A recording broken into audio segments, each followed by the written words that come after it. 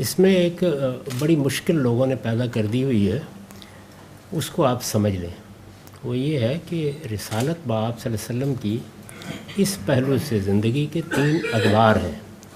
ایک وہ جو مکے میں گزرا ہے، دوسرا وہ ہے جو ہجرت کرنے کے فوراً بعد آپ کو صورتحال پیش آ گئی۔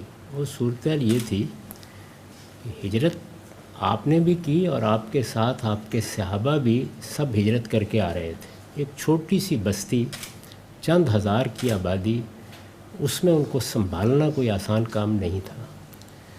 یہ آپ کے علم میں ہے کہ مواخات کے طریقے پر ایک انصاری کو ذمہ داری آپ نے دی کہ وہ اپنے ایک مہاجر بھائی کو سنبھال لے۔ لوگوں کے لیے کوئی معاش کے ذرائع نہیں تھے، آج کا زمانہ نہیں تھا کہ فلاں جگہ ملازمت کر لیں گے، یہ کر لیں گے، کسی کے پاس کوئی زمین نہیں تھی۔ تو پہلے مرحلے میں مہاجرین کو اس طریقے سے آپ نے بانٹ دیا۔ اس کے باوجود 70-72 لوگ ایسے رہ گئے جن کو مواخات میں بھی کسی کے ساتھ وابستہ کرنا ممکن نہیں تھا۔ یہی لوگ تھے جن کے لیے وہ ایک چبوترا جو مسجد نبوی تھا وہاں مہاجر کیمپ لگایا گیا۔ اس سے بھی لوگوں نے علم دین کے پتہ نہیں کیا کیا پہلو نکال لیے ہیں۔ بنیادی طور پر مہاجر کیمپ ہے، اس میں وہ لوگ ڈیرے ڈال کے بیٹھے ہوئے ہیں۔ رسول اللہ صلی اللہ علیہ وسلم اس کو اپنی ذمہ داری سمجھتے تھے۔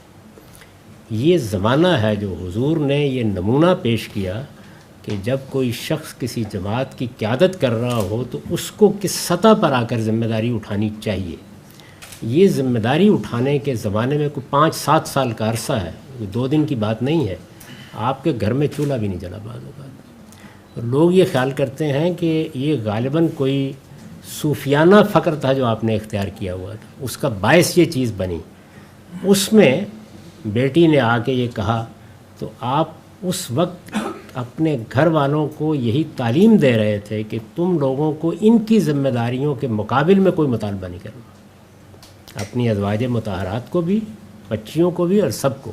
اس میں آپ نے اس سے انکار کیا، اور یہ جو تعلیم دی وہ یہ نہیں تھی کہ بیٹی دعا کرو اللہ تعالیٰ آسمان سے ایک ملازم اتار دے گا۔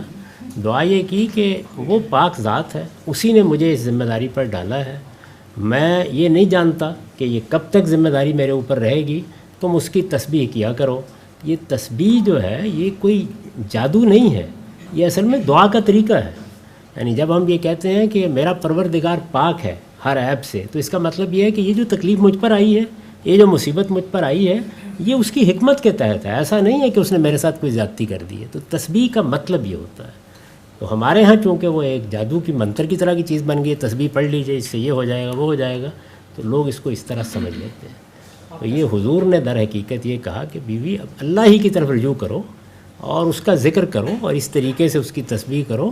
اس نے ہم پر کوئی زیادتی کر کے یہ اسرت نہیں طاری کر دی، یہ اس کی حکمت ہے، یہ ذمہ داریاں پوری ہو جائیں گی، اللہ کشادگی پیدا کرے گا۔ چنانچہ آخری 3-4 سال میں کشادگی پیدا ہوئی، اور اتنے بڑے پیمانے پر پیدا ہوئی کہ آپ ذرا حضور کے ترکے کی تفصیلات پڑھیے شبلی کے۔